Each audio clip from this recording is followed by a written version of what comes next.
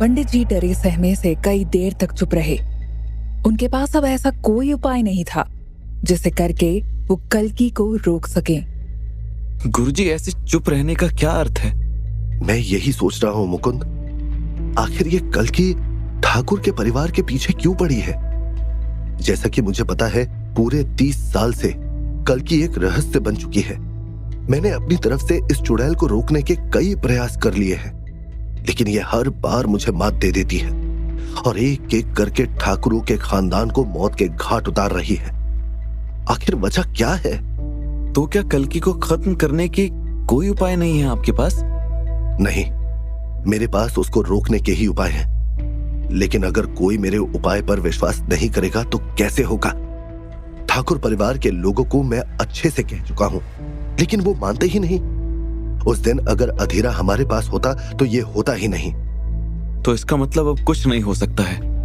वो कल्कि ऐसे ही उन लोगों को मारेगी। नहीं, ऐसा नहीं होगा। अगर हमारे गुरुदेव हमारी मदद करे तो। गुरुदेव? आपके भी गुरुदेव हैं गुरुदेव? हाँ, अघोरी बाबा शिवानंद। वर्षों तक वो रुद्र पहाड़ी की गुफाओं में तपस्या करते रहे हैं। उन्होंने ही मुझे तांत्रिक विद्याएं सिखाई थी, लेकिन वो हमारी मदद करेंगे या नहीं, इसका मुझे भरोसा नहीं है। ऐसा क्यों? क्योंकि उनके हिसाब से जो भी होता है शिव की इच्छा से ही होता है। अगर कल्कि के पास इतनी शक्तियां आई हैं तो उसकी भी कोई वजह है।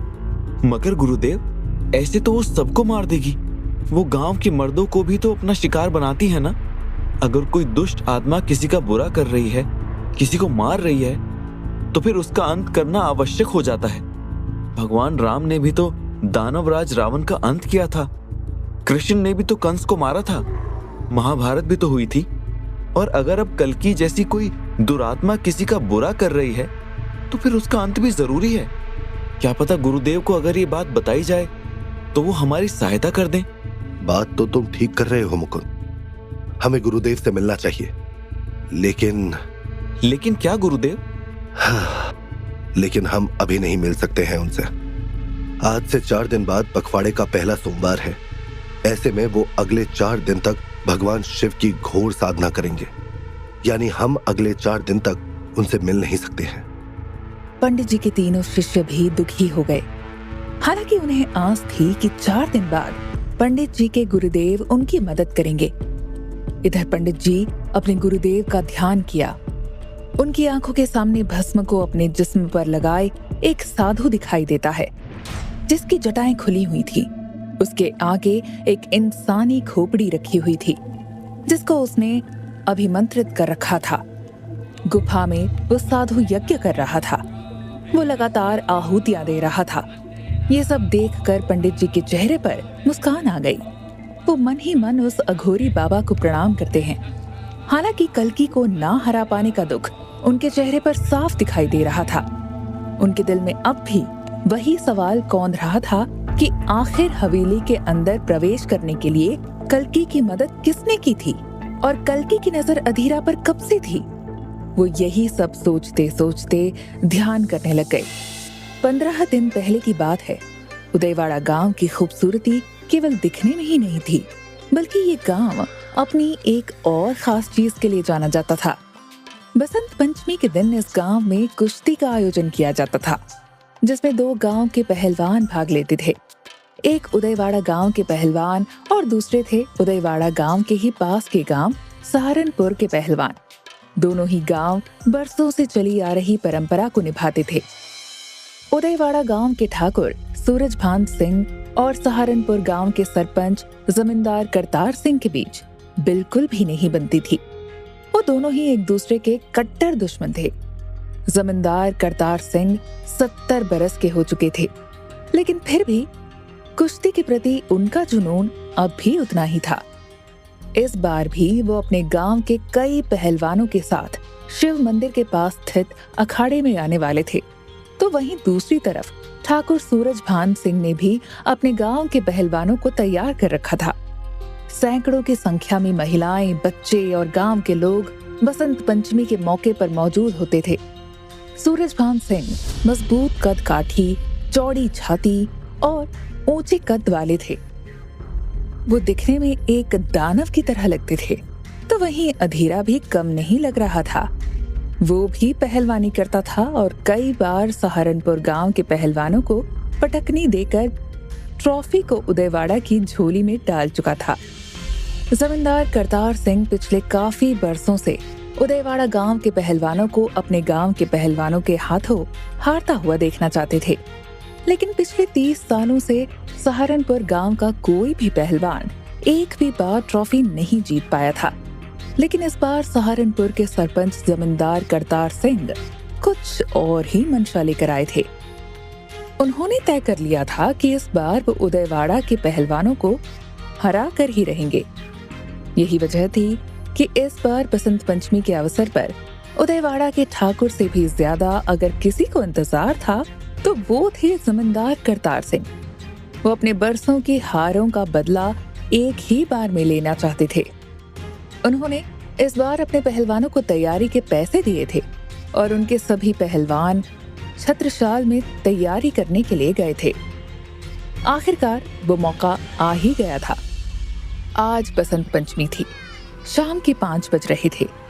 शिव मंदिर के पास वाले अखाड़े को तैयार कर दिया गया था। पानी छिड़ककर जगह को काफी अच्छा बना दिया गया था, तो वहीं चारों ओर बल्ब जलाकर रोशनी कर दी गई थी। दोनों ही गांव के लोगों के लिए अखाड़े में अलग अलग जगह तय कर दी गई थी। चारों ओर शमा बंध चुका था। एक तरफ जहां उदयवाड़ा गांव की तरफ से कुश्ती करने के लिए सूरजभान सिंह ने अधीरा, पहलवान भूरा सिंह, प्रताप सिंह आदि को तैयार कर रखा था, तो वहीं दूसरी तरफ जमींदार करतार सिंह अपने 4 पहलवानों को मैदान में उतारने वाले थे, जिनमें से शेरा, लाखन सिंह, हरि और दुर्जन सिंह थे।